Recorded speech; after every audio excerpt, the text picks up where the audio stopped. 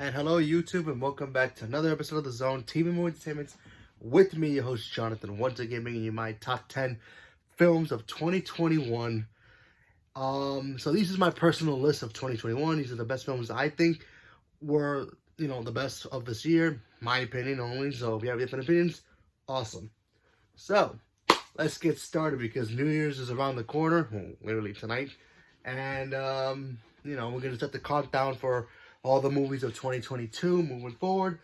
So let's talk about these movies now. So I'm gonna start with the bottom, work my way up. And don't worry, all these movies are great in my opinion, and just that I like going from bottom to top. So at number 10, I have ShangChi. ShangChi was awesome. I mean, showing us the martial arts, era of the MCU, and showing us, what the characters, these new characters could be for the future of the MCU, really brought something special to it. And also redeeming the Mandarin. I'm sorry, a lot of people hated what they did with the Mandarin number 3. I personally think that they redeemed him in this movie, and seeing the 10 Rings live action, probably one of my favorite weapons of the MCU. Like, if I could pick any MCU weapon, I think I'll pick the 10 Rings, because if you watch this film, you'll see what I'm talking about. The actor who plays Shang-Chi, he was great. Awkwafina was amazing. So everybody worked in this film. I thought it was a blast. I thought it was a lot of great action scenes. The fight choreography was great. I had a great time with it. At number 9, another movie that, a lot of people apparently don't like, but I personally do, because this movie could set up something huge in the MCU, and that's The Eternals. Now, granted, The Eternals it's not the best film of the MCU. It's not my favorite of the MCU films. It's probably not even my top 10 of all time. It's just that the reason I like this film is the fact that the Eternals gave us characters that really put those pieces together for the puzzle of what the MCU is supposed to be, and showing us what the future may hold, just as much as what Shang-Chi did, showing us what the MCU can move forward for. The heroes, the Eternals kind of sets up what the whole galactic world of what the MCU is going to be. And I thought each character was cool. Icarus might be my favorite of the character, although I was a little upset the fact that all he did was laser beam everybody in every 5 minutes. But granted, still, the story was fine. Wasn't the greatest story. I felt Angelina was a little bit of wasted of a character, but, still. I still had fun with the film, hopefully we'll get something more, concrete for the next time if they decide to do another one. But I thought the director did a really good job with the film, and giving us characters that, we might see in other films eventually. So there you go. At number 8, I have Ghostbusters. Listen, love Ghostbusters, and I thought this new one was going to be, okay, a good third film. To me, this is number 2. This movie should have been number 2 way before number 2 even came out, or what the second film should have been. Because this film takes place decades later, about Eagle's grandkids and them picking up the mantle and finishing what the Ghostbusters started in the first film. And to me, I thought the kids did a really good job. Kind of felt like Stranger Things. And I thought it was just awesome. And like I said, I think it's a better film than the second one. I know a lot of people like the second film. Personally, I'm not a huge fan of the second film. I do like that 2016, I think it was, of the girls' Ghostbusters. Still like that, even though that doesn't really count, but still, I enjoyed that film. And the new Ghostbusters Afterlife was great. Chris, what's his name? Oh man, why am I forgetting his name? Chris Pratt. Was it Chris Pratt? No, not Chris Pratt. Ant-Man. He was great in it, so he's pretty much stole the show for me. And the main girl, she knocked it out of the park. So yeah. So I enjoyed it very well. At number 7, I have House of Gucci. Walked in this movie, I'm like, yep, this movie is all about Oscars. Now, I thought this movie was going to be about just how the company got started, how it became what it is today. Nope. I walked in there thinking that, and then it ended up being a drama mixed with mafia stuff. So go figure. And apparently it's based on a true story too, so no idea about that. And listen, Lady Gaga, I think she's awesome, and in her music, she can act. Adam Driver was great. Al Pacino was great. I think Jared Leto was good. As much of a small role he had, he had a good role. A good chunk of the movie was him in it. He was great. I think everybody did a great job with the film. A little bit too long, but still, I thoroughly enjoyed this film a lot, and there's gonna be some Oscar buzz for this film, guarantee it. So at number 6 is Encanto. Encanto to me was a lot of fun, hilarious. The music was great. Like I said before, a lot of musicals this year. Go figure. But yeah, I think Disney did a really good job capturing what the Hispanic culture is a little bit better. So I think they did not that they didn't do a good job with Coco. Coco was amazing, but still, I think they really captured here what the whole premise of what families are in the Hispanic community. So I thought that was great. The main girl was great. The colors were bright and charming. So yeah, fun animated film. Go. There you go. So at number 5, here comes my top 5. Whoo! Number 5 is The Suicide Squad.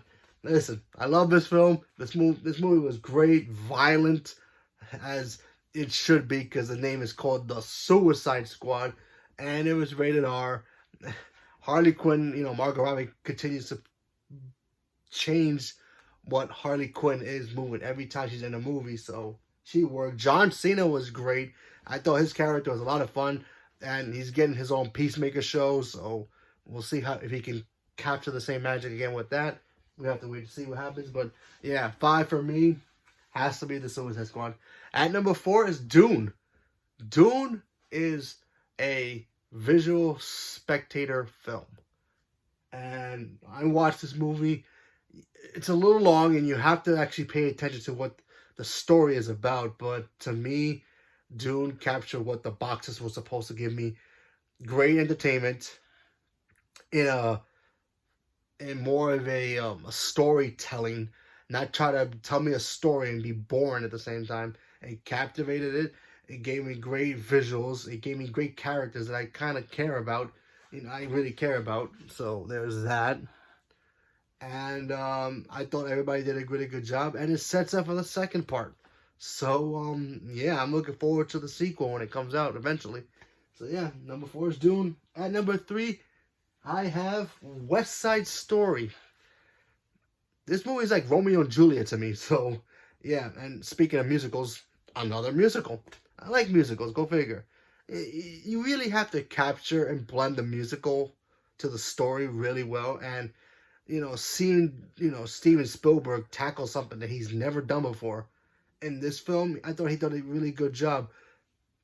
I do wish he would have shaved off a little bit of the music moments for more of the story, but it was still great nonetheless. I really enjoyed that film a lot. I'm actually hearing Best Picture nominations for this movie too. Apparently the original won 10? Never knew that, so, fingers crossed. Now, of course, number 1 and number 2 are hard because I had to go back and forth with it. But after watching it about 1,000,000,000 times, both of them, at number 2, I have Spider-Man into No Way Home. That's right, Spider-Man No Way Home was phenomenal. I mean, giving us probably one of the best MCU trilogies ever. That's why I said it. And doing a great job of what this version of Spider-Man is for the MCU and what he's going to be doing moving forward. So, and don't worry, I'm not spoiling anything. And also showing us some old school villains that we have not seen in a long time. Everybody who was in this movie shined. They didn't bring in so many villains, and it felt so crowded that, nobody got good moments. Everybody had a great screen time. Green Goblin, Willem Dafoe was amazing. And, yeah, Spider-Man, gives me hope for what's going to happen with him moving forward. So, yeah, number 2 is Spider-Man. And, of course, number 1, I don't know if you can see it, but she's up there. It's Koala. Emma Stone's Koala. You know, like I said, when I first saw the trailer, I was excited because Koala's like one of my favorite Disney villains of all time. But I was also scared because Disney has a tendency of making a villain and then eventually turning them good. Now, granted, she did eventually turn good, kind of. It kind of left that door open to, is she good? Or is she still going to be bad? That was the big worry for me that was going to happen. But I thought they captured that really, really well. Yeah, she wasn't who she was supposed to be, sure. But for what they gave us, it made sense because this is supposed to be her becoming Cruella. So that way down the road, she will eventually become Cruella, the person we all know and hate. And, you know, we all love Emma Stone. So, yeah, and love. So, yeah, I thought Koala worked in so many different ways. The costumes were great. Emma Stone worked as the character. The music was cool, rock and roll, punk style. That stuff all worked.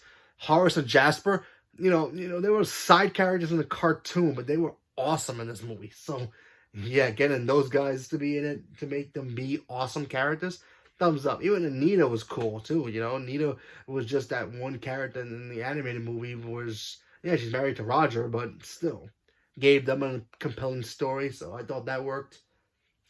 Love this movie. My favorite movie of the year. So, at number 10, I have Shang-Chi. Number 9 is Eternals. Number 8 is Ghostbusters. Number 7 is House of Gucci. Number 6 is Encanto. Number 5 is The Suicide Squad. Number 4, Dune. 3 is West Side Story. 2 is Spiderman No Way Home. And, of course, number 1 is Koala Deville herself, Koala. So, leave me your comment below and let me know what's your top list of this year. Any of these movies are in your list?